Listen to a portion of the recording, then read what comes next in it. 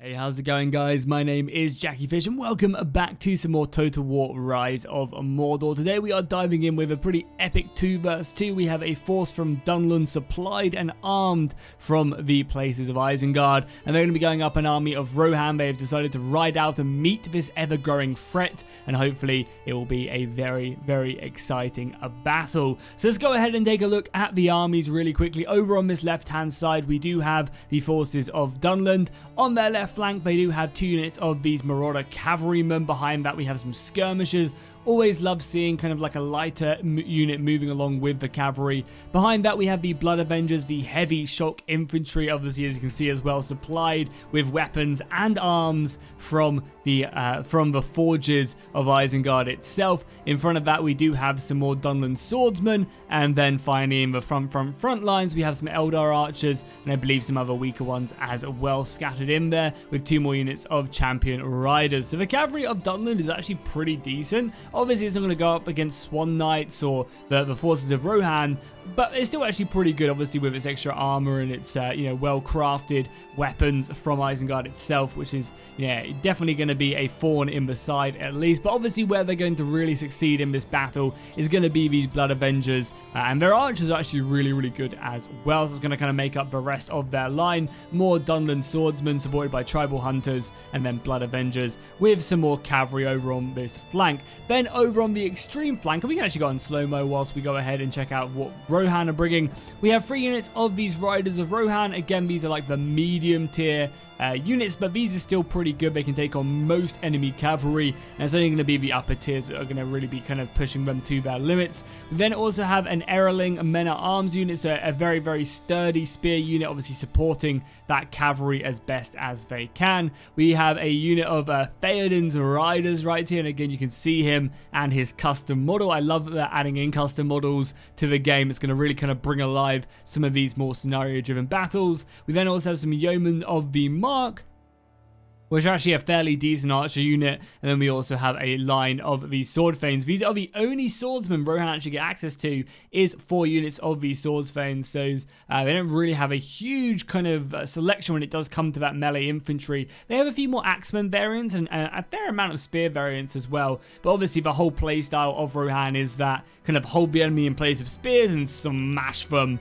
with cavalry, which you definitely cannot deny is a fun strategy. We have some more cavalry set up right here, and again you can see the detail in them helmets as well as they march further forward. A ton of yeomen of the Mark. We got another unit of guards of the Golden Hall, the heaviest spear unit Rohan does have to offer. Right there, marching forward. Very nice indeed.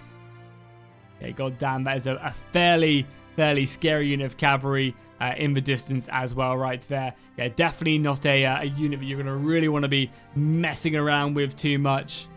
And then, as I said, obviously you have that unit of cavalry. So yeah, this flank is looking absolutely stacked with these Knights of the Mark. And we've also got silver chevrons as well. So a very, very scary unit. And honestly, I'm looking forward to this. I'm looking forward to seeing how Dunland actually do perform. Obviously, these are very kind of like historical factions that do fight each other pretty often. You can see them marching forward now. Obviously going to close the distance. This far left army has kind of moved forward. We're on this map again. This is one of the custom Rise of Mordor maps. I can't remember exactly what it's called, but you'll see at the end of the battle. And it's just a really, really nice map. We kind of have this village in the center that kind of divides the battle. You have kind of hills where players can decide to try and take. It's just a really, really well-designed map. And hopefully they do continue to make more and more of these land battle maps. There are actually a ton in the game already. But obviously the more the better, and obviously eventually these maps will filter into the campaign map. So it's going to be important they do go ahead and actually add as many as they can in as we get further and further in development. And also, I was thinking as well, let me know in the comments down below if you guys are interested in this. But I was thinking about maybe asking them if I could take a look at the campaign map again, because it's been about, about 6 months, 7 months since I've last taken a look at it. So I thought it'd be interesting if they were okay with it, if I could take a look at the progress. They've obviously been streaming it all over on their Discord and also on their YouTube channel.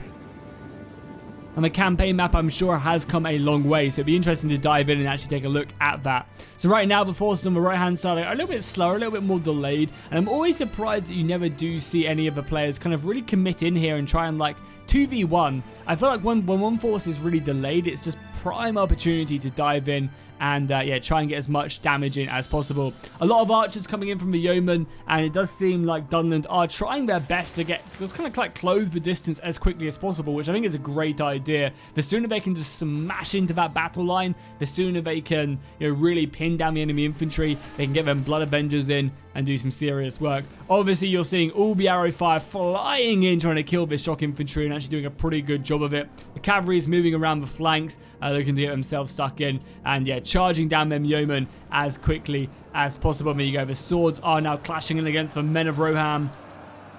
We're going to now have to fight tooth and nail to hold this line and buy time for that cavalry to win the day, because that's really the win condition, is whether or not the cavalry for Rohan can win quick enough to then support this front line, because otherwise it is just not going to happen. A huge cavalry push right now there by the riders of Rohan. Going to be taking some missile fire as they do pull back, and a bit scared off by the champion reavers. Holding the line here though, not fully committing. Yeah, I mean, obviously I would commit to this. It's just all axemen right here, and cavalry absolutely tear axemen apart, so this would not be a bad idea. Luckily the missile fire is slowing up the cavalry and preventing it from really getting that good charge off. So it's a nice little counter charge right there, really kind of hammering in right there. Over on the left hand side as well, we do have a pretty large cavalry engagement kicking off now. The champion reavers are going up against a inferior cavalry. As you can see, there's 28 melee attack, 27 melee defense on these riders of Rohan. Go over to the champion reavers, you can see that they completely outclass these riders in melee attack, almost double, not almost double, but close to double their melee attack, which is actually pretty goddamn crazy. Obviously, you know, this is going to be a much more expensive unit. You'll be able to see that this is like, you know, one's elite, one's trained, with this little symbol right here, so you can really tell that. However, we do have a unit of Erling men-at-arms in there, which is going to hopefully be trying to turn the tide. We also, I think, have some dogs of war in there, and a unit of shock infantry. Yeah, I have some of the wolf units from Dunland as well, so they've committed a lot to this, and actually going to be probably winning this cavalry engagement. Cavalry have been turned around, however, whilst that has been going on, this other unit, this spare unit of riders of Rohan, have made it through the gap here. Nice way to exploit the position. And are going for all this backline, trying to deal with the archers and other stuff. There is also a pretty large engagement over on this other side, as more and more of the cavalry do get fully committed in here. We even have the Knights of the House of Ale right there as well. So that's going to obviously be kind of a nice little match there for the units. You can see 47 a melee attack, 40, I think that was like 37, 32 melee defense, so you can see they do definitely outclass the enemy champion reavers. On the other side of things, we are getting some cavalry diving in, but unfortunately being routed there, hopefully doing enough damage, and we are getting a little bit of a melee engagement over here as well, as they try their best to take on the enemy. But again, these Dunland Chosen will be able to get through this unit, I think, fairly decently. Already taking a bit of a kill advantage. But a real kind of like broken up battle right now. Rohan have done a good job at pinning down and surrounding this unit of champion reavers. They're not going to be able to get out of there. And there's a fairly heavy, we've got Aemir here as well. I'm not sure if we can find Aemir. Obviously, his outfit's going to be a little bit different. Yeah, there he is right there. You can see Aemir there fighting bravely to the last man, trying to obviously, you know, take down the enemy position as best as he can. And he's doing a good job there, supported by the spears. They've done a good job at just kind of holding the line. And this Dunland formation is extremely messy right now. There's not really kind of like a standard position. Over on the other side as well, just the amount of cavalry really coming in clutch over on this side. And as you can see, they're just running amok in that back line. And this is like one of the dangerous things, is kind of almost why you need to keep a reserve line when you're going up against a cavalry faction. Because if you commit all your infantry to this fight and just try and break your way through, yeah, you're going to go ahead and achieve that. And you can see that the infantry line is going to break. However, this cavalry can just kind of come in and, yeah, do some serious damage with them charges. Right now, the Knights of Rohan are focusing on the other stuff, but if they wanted to, they could still turn this infantry fight around by just recharging with cavalry, kind of Alexander the Great, hammer and anvil your way in, and you're going to easily break them apart. So they kind of really have to commit to this, and that's why I always like leaving some like infantry just back holding like this line, because it prevents your front line from getting destroyed, and obviously the front line winning is so goddamn important. More units have been committed over on this other side with the war dogs, or I guess the war wolves, and they are currently fighting the shock infantry, who will do pretty decently once the fight does die down. It's kind of more of a prolonged engagement. They'll do a decent job there against the cavalry, and you can see that by taking them down pretty effectively. However, the rest of the battle line is looking pretty shaky. More soldiers are being committed in here, and actually, surprisingly enough, the front line has done good there. I do like how Dunland have committed a lot of infantry to this fight. If I was them as well, I'd probably send this unit to maybe go stop them spearmen. A lot of the archers are going to be kind of able to focus in, though.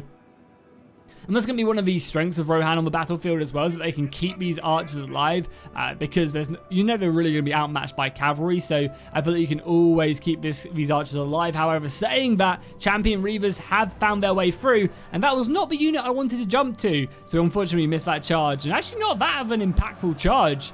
I would have seen they would have ripped through them a lot more. And then charging, nice little ping pong right there, going right into these sword fens, and they're going to lose a lot of soldiers, and then just pulling out of there. Obviously, the general unit is going to be taking some damage as he does retreat out of his position. They're still being hammered pretty heavily. Cavalry fight on the far flank is getting hammered in there by skirmishers. A really nice position right here from Dunland, using these cheap units just to lob in, and they do rack up some decent kills. These are very light skirmishers, and as you can see, that they're probably like 200, 300 gold to pick, and already they've probably made their money back killing these elite horses from Rohan. So a very nice pickup and a very nice use of this unit right there. Yeah, I mean, we're going into knights of the house, so again, you know, like every kill they get is hands down paying for themselves, and actually turning this battle, which should be in favor of Rohan, on its head on that flank. The front line has been broken apart, and Dunland are just rushing forward, trying to now get onto these archers, and I really do think Rohan on this flank at least should have helped try and support their front line, because their front line is always going to lose against, you know, kind of infantry focused factions like Dunland. So they need to utilize that cavalry, and just to, you know, if they had some spare units back there, but the javelins and the archers weren't too scary. So doing like the little ping pong like kind of battle tactic, where you go like, you hit the unit of infantry, you come out, hit the archers, and you move back in and hit the infantry, and then you move back out and hit the archers, is always a very, very solid tactic. And right now, Theoden is not looking too healthy. I'm not sure where exactly he is, but the king might be going down.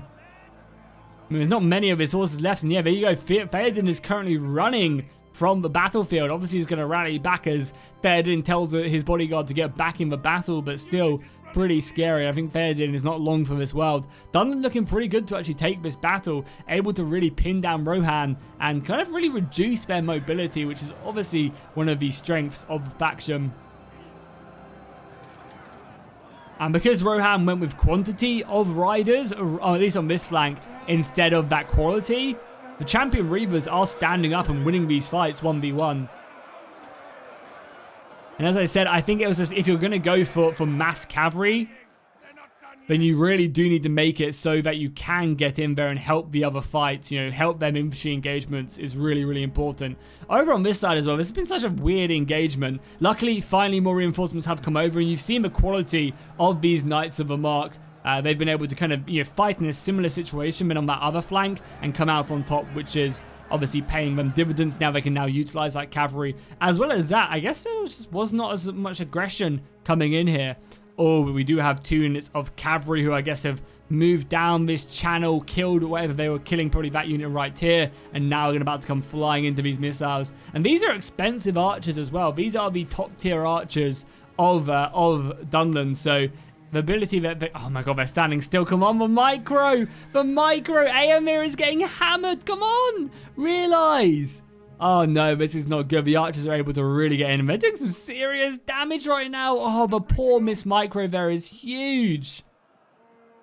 Finally realizing, but losing about 10 horses on that before going in, and that's going to really dampen the charge.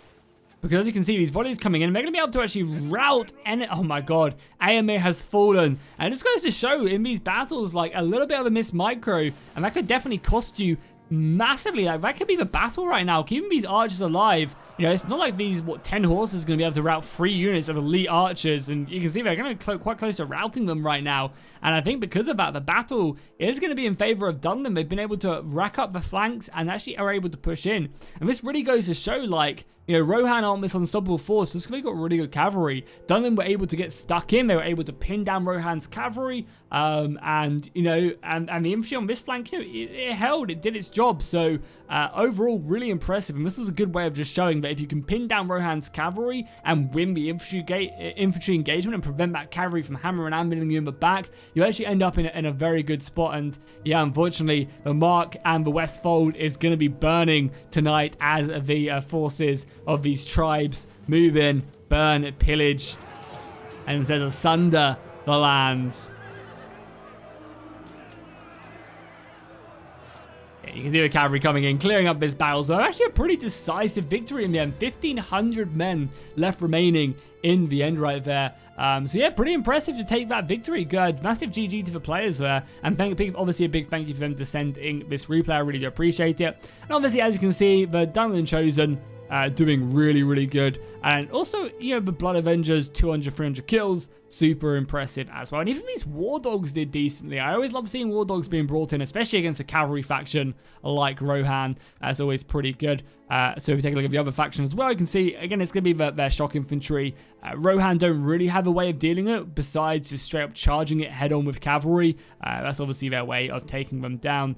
And then if we take a look at Rohan, again, you can see that, you know, Theoden did decently. The cavalry did good. Riders of Rohan, they just really need to get more of this cavalry kind of into the back of the infantry fight. And I think the battle would have been completely different over on the other side as well. Aemir with 99 kills, not too bad whatsoever, and the cavalry doing pretty decently as well. So if you guys enjoyed this battle, make sure you drop a like and a comment down below. Subscribe if you haven't already, and hit that bell notification, and I'll see you guys in the next one.